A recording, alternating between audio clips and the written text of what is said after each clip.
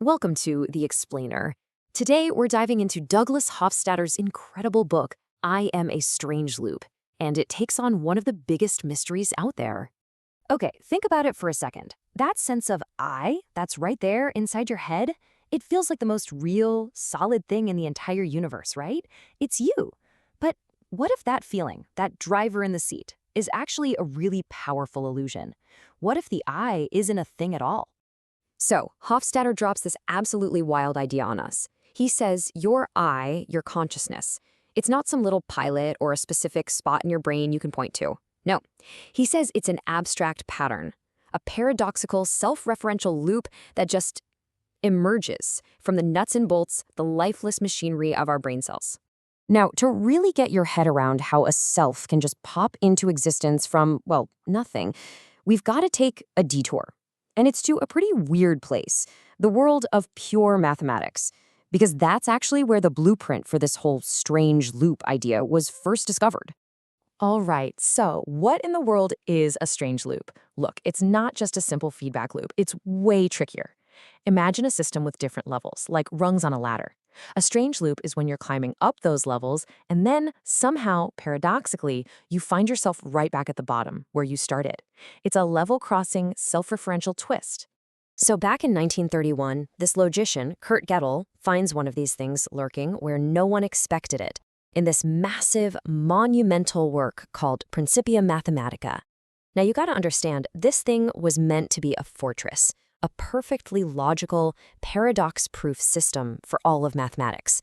They were sure they had locked out any kind of self-reference. They thought all the doors were sealed.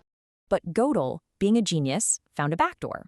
He came up with this clever coding system to create a mathematical formula that, in essence, said about itself, this formula is not provable in this system. Just let that sink in for a minute. If the system can prove the formula is true, well, then the formula is false. But if the system can't prove it, then the formula is true. It's a true statement that the system is completely powerless to prove. A perfect, mind-bending, inescapable loop. And that's the beautiful trick, right? This isn't just an infinite loop, like a character dreaming of dreaming of dreaming, on and on forever. No. Gödel's loop is finite. It's this elegant sleight of hand where a system of what are basically meaningless symbols suddenly, magically, points back and describes its entire self. Okay, so a paradox in math, cool. But what does that have to do with you or me or consciousness?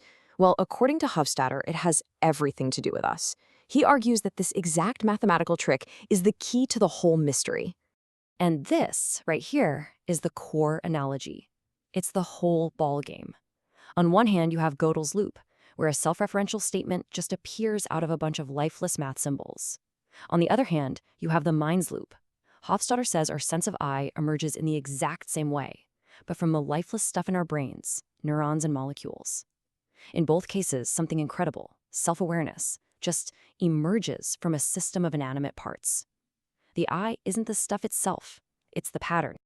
See, your brain isn't just a machine for processing sights and sounds from the outside world. It's also constantly, and I mean constantly, building a model of itself. It's perceiving itself. And the absolute centerpiece, the most complex and crucial symbol in that entire self-model, is that little thing we call I. Okay, but hold on.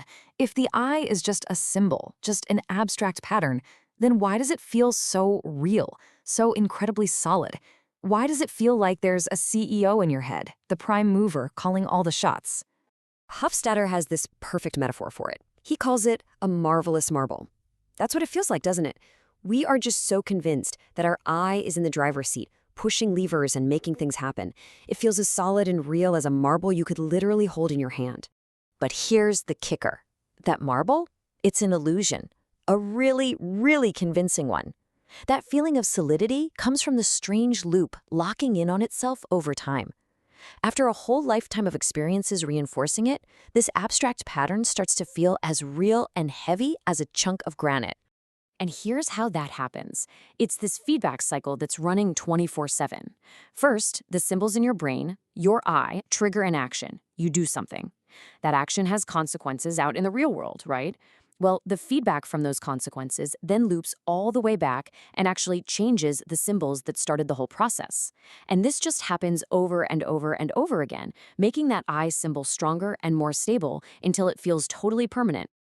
Okay, stick with me because this is where a really abstract idea suddenly becomes deeply, profoundly human. If your I is just a pattern, not a hunk of meat, well then it's not necessarily trapped inside your skull, is it? I mean, think about it. You can't really copy a rock, but a song, a story, an idea, those are just patterns.